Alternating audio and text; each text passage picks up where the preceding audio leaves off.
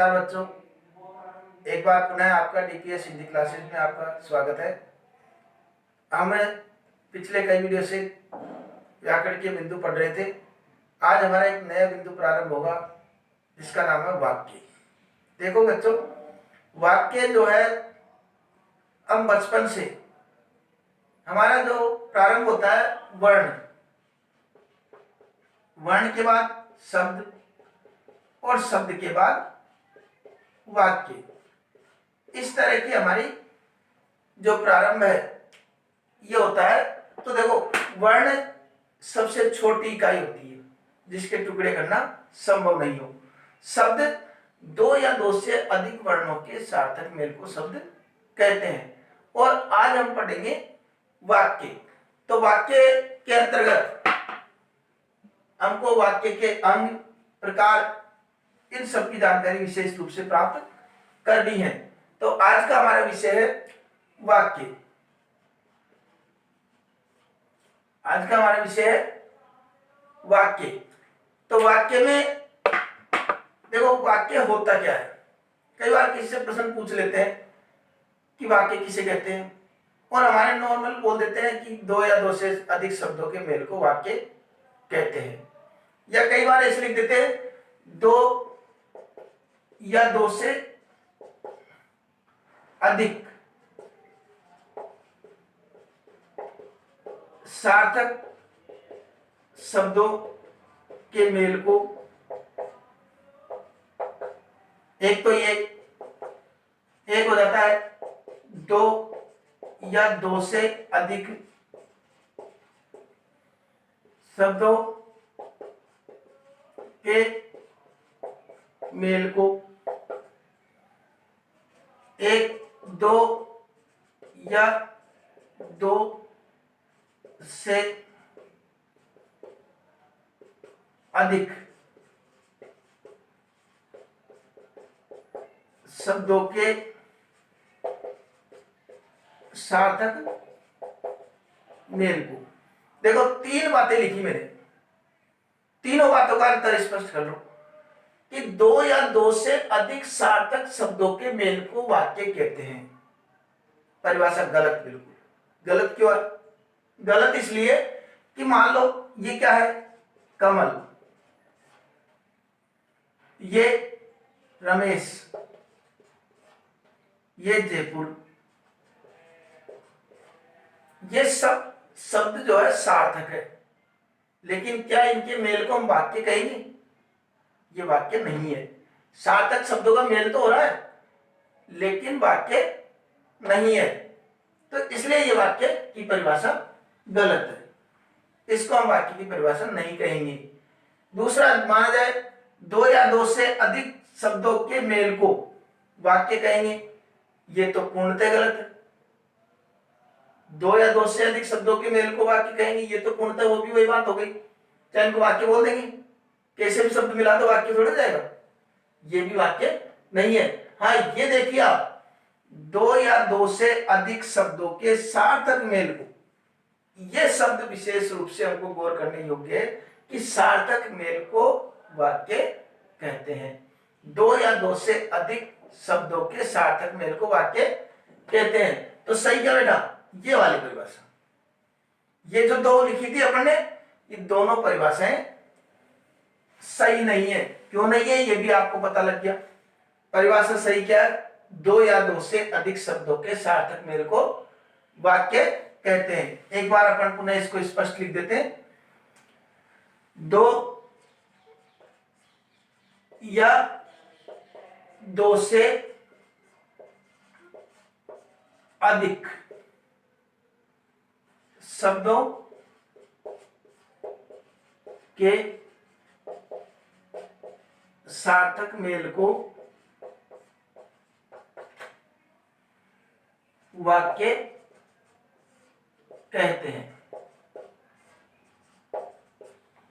दो या दो से अधिक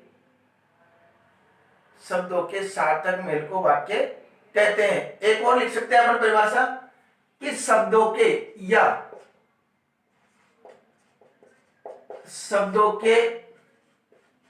संयोजित क्रम को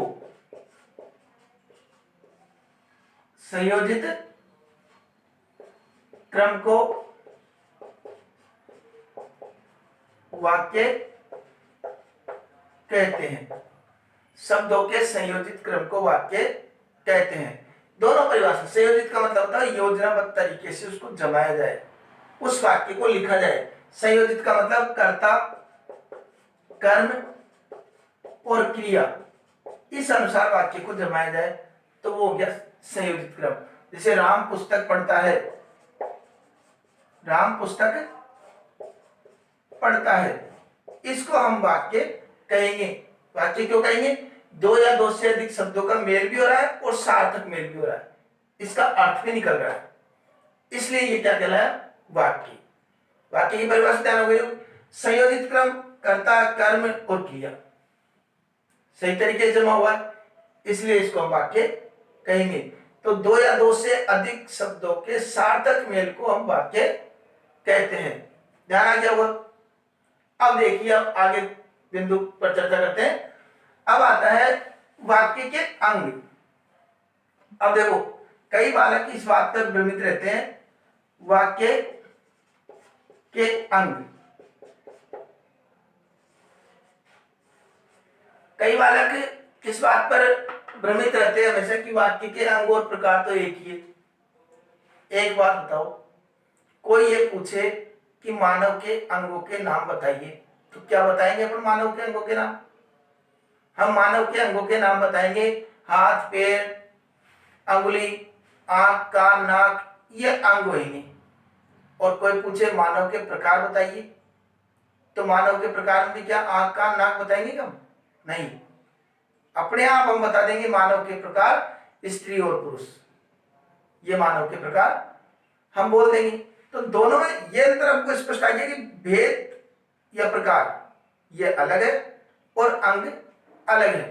तो आज इस वीडियो में हम जिसके बारे में जानकारी प्राप्त करेंगे वह पढ़ेंगे हम वाक्य के अंग। तो वाक्य के अंग मुख्य जो है, वाक्य के अंग होते हैं उद्देश्य, एक होता है उद्देश्य और एक होता है विधेय। ये वाक्य के दो अंग होते हैं। कितने अंग होते हैं? दो, एक उद्देश्य और दूसरा विधेय। उद्देश्य किसे कहते हैं? दूसरी बात, वाक्य के दो अंग, ध्यान रखना, प्रकार नहीं है, यह है अंग।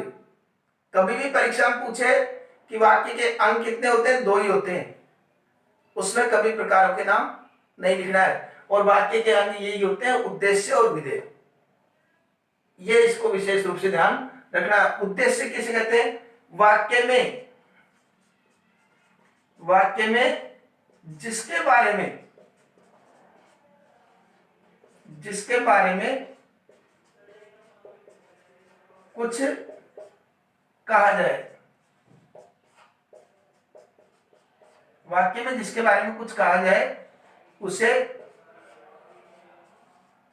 उद्देश्य कहते हैं। वाक्य में जिसके बारे में कुछ कहा जाए उसे उद्देश्य कहते हैं।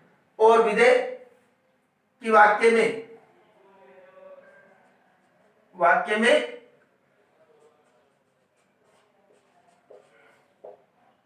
उद्देश्य के बारे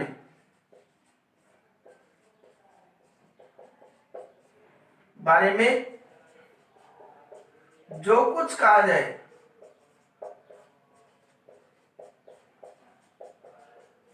उसे विधेय कहते हैं। ठीक है, वाक्य में जिसके बारे में कुछ कहा जाए उसे क्या कहेंगे? उद्देश्य। और उद्देश्य के बारे में जो कुछ कहा जाए उसे बोलेंगे हम विधेय। दो बात ध्यान आ गई। कितने अंग हो गए वाक्य के? दो, उद्देश्य और विधेय। और वाक्य में जिसके बारे में जो कुछ कहा जाए, जिसके बारे में कुछ कहा जाए, तो जिसके बारे में कुछ कहा जाए वो उद्देश्य, और उद्देश्य के बारे में कुछ कहा जाए वो विधेय कहलाता है। आगे ध्यान में, अब एक बार इसका स्क्रीनशॉट ले लीजिए। आगे अपन इनको क्या विभिन्न उदाहरणों के माध्यम से हमारे ये स्पष्ट रूप से समझ में आ जाएगा कि वास्तव में उद्देश्य यह है और विधेय यह है। ठीक है, तो अब मैं इसको मिटा रहा हूं यहां पर। अब अपन आगे पढ़ेंगे उदाहरणों के माध्यम से उद्देश्य और विधेय में अंतर। अब देखिए कितने अंक पढ़े, 2। उद्देश्य एक पढ़ा हमने उद्देश्य और दूसरा पढ़ा विधेय। उद्देश्य और विधेय। अब एक वाक्य लिखता हूं मैं, रमेश बाजार जाता है। अब देखिए उद्देश्य क्या है इसमें, जिसके बारे में कुछ कहा जाए। किसके बारे में कुछ कहा जा रहा है, रमेश के बारे में। बाजार जाने का काम कौन कर रहा है, रमेश। तो रमेश के बारे में कहा जा रहा है, तो रमेश क्या हो गया, रमेश हो गया उद्देश्य। रमेश क्या हो गया, उद्देश्य। और शेष विधेय। 2 अंग होते हैं, 2 अंग में पूरा वाक्य हो जाना चाहिए। तो शेष क्या हो गया, विधेय। रमेश, उद्देश्य और शेष विधेय। एक बात और, प्राय कर्ता को ही उद्देश्य मान लिया जाता है। ये भी अपन को ध्यान रखना है, प्राय कर्ता को ही उद्देश्य मान लिया जाता है। यहां पर हमने लिखा मोहन का भाई पुस्तक पढ़ता है। अब गौर करो इस पे, पुस्तक पढ़ने का काम कौन कर रहा है, भाई। भाई को कर्ता मानेंगे इसमें। और ये मोहन का क्या हुआ, फिर ये इसका विस्तार कर रहा है, कर्ता का परिचय दे रहा है, विस्तार कर रहा है। तो इसको बोलते हैं मतलब कर्ता का विस्तारक। इसको क्या बोलेंगे, कर्ता का विस्तारक। ठीक है। उद्देश्य, ये संपूर्ण उद्देश्य हो गया मोहन का भाई उद्देश्य, क्योंकि मोहन के भाई के बारे में बताया जा रहा है। तो मोहन का भाई क्या हो गया, उद्देश्य। क्या बताया जा रहा है, पुस्तक पढ़ता है। ये क्या हो गया, विधेय। ये विधेय। और ये जो प्रारंभ का है इसको क्या बोलेंगे हम, उद्देश्य। ये उद्देश्य और ये विधेय, क्योंकि इसके बारे में कुछ कहा जा रहा है, ये कहा जा रहा है। जिसके बारे में कुछ कहा जाए वह उद्देश्य, और उद्देश्य के बारे में जो कुछ कहा जाए वो विधेय कहलाता है। ठीक है। एक उदाहरण और लेते हैं अपन।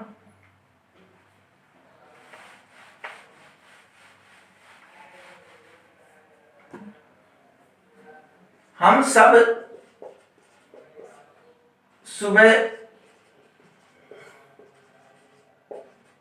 घूमने जाते हैं। हम सब सुबह घूमने जाते हैं। कौन जाते हैं, हम सब। क्या हो गया, उद्देश्य। हम सब के बारे में क्या जा रहा है, सुबह घूमने जाते हैं। तो ये क्या हो गया, विधेय। ये उद्देश्य, ये विधेय। आगे होगा ध्यान में। तो एक बार पुनः मैं दोहरान कर देता हूं। अपन ने वाक्य की परिभाषा पढ़ी कि शब्दों के संयोजित क्रम को वाक्य कहते हैं।